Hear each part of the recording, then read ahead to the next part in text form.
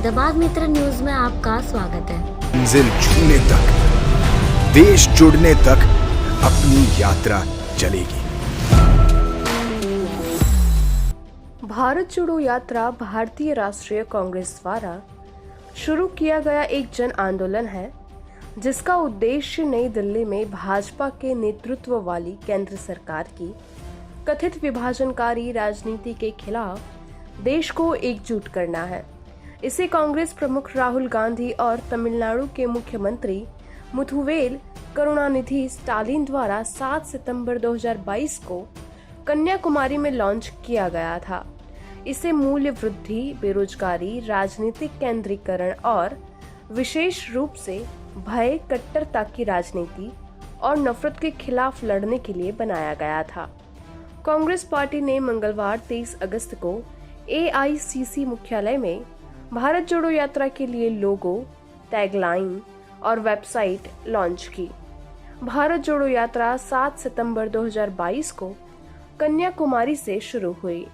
यह 3570 किलोमीटर लंबी 150 दिवसीय नॉन स्टॉप पदयात्रा है, जो देश भर के 12 राज्यों और 2 केंद्र शासित प्रदेश को कवर करेगी, जिसमें राहुल गांधी दिन में लोगों से मिलेंगे और अस्थायी आवास में सोएंगे। यह कन्याकुमारी से शुरू होकर श्रीनगर में खत्म होगा। यात्रा पूरी तरह पैदल चलकर ही संपन्न होगी। यात्रियों को 2 पालियों में प्रतिदिन कुल 23 किलोमीटर की दूरी तय करनी है। 10 सितंबर तक यात्रा ने 300 किलोमीटर से अधिक की दूरी तय की है। कांग्रेस की भारत जोड़ो यात्रा और 1983 में पूर्व प्रधानमंत्री चंद्रशेखर की लगभग 4260 किलोमीटर की भारत यात्रा के बीच कई समानताएं हैं। कन्याकुमारी से लेकर कश्मीर तक चलने वाली यह यात्रा 150 दिनों तक चलेगी। इस दौरान 3500 किलोमीटर का सफर तय किया जाएगा।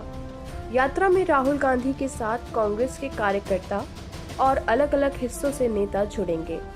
कांग्रेस महासचिव जयराम रमेश मुताबिक यात्रा के जरिए कांग्रेस पार्टी देश के 12 राज्यों और 2 केंद्र शासित प्रदेशों को कवर करेगा। राहुल गांधी की इस यात्रा में राजस्थान से चुनिंदा नेता भी शामिल होंगे। यात्रा के रूट में हर दिन सभाएं और नुक्कड़ मीटिंग्स होंगी। इनमें राहुल गांधी के भाषण होंगे। कुछ नेताओं के भाषण भी रखे गए हैं। पार्टी के ग्रास रूट वर्कर के मन की बात भी जानने की कोशिश होगी। भारत जोड़ो यात्रा में मुख्यमंत्री अशोक गहलोत, पूर्व डिप्टी CM सचिन पायलट, प्रदेशाध्यक्ष गोविंद सिंह डोटासरा सहित अन्य नेता शामिल हैं। राजस्थान में आपदा राहत मंत्री गोविंद मेघवाल को यात्रा की कोऑर्डिनेशन की जिम्मेदारी दी गई है। इस यात्रा में स्थानीय लोगों से राहुल खुद बात करते हैं। राहुल गांधी एक कंटेनर में रहते हैं। इसी कंटेनर में सोने के लिए बेड, टॉयलेट और कुछ में AC भी लगाया गया है। यात्रा के दौरान कई इलाकों में तापमान और गर्मी बढ़ी हुई होगी। 3570 किलोमीटर यात्रा में कई इलाके ऐसे भी हैं जहां भीषण गर्मी और उमस होगी, इसलिए ऐसी की व्यवस्था की गई है। इसके अलावा कंटेनर में ही सोने के लिए गद्दे और टॉयलेट भी बनवाए गए हैं। ऐसे लगभग 60 कंटेनर तैयार कर कन्याकुमारी भेज दिए गए हैं, जहां एक गांव बसाया गया है और सभी कंटेनर वहीं खड़े हैं।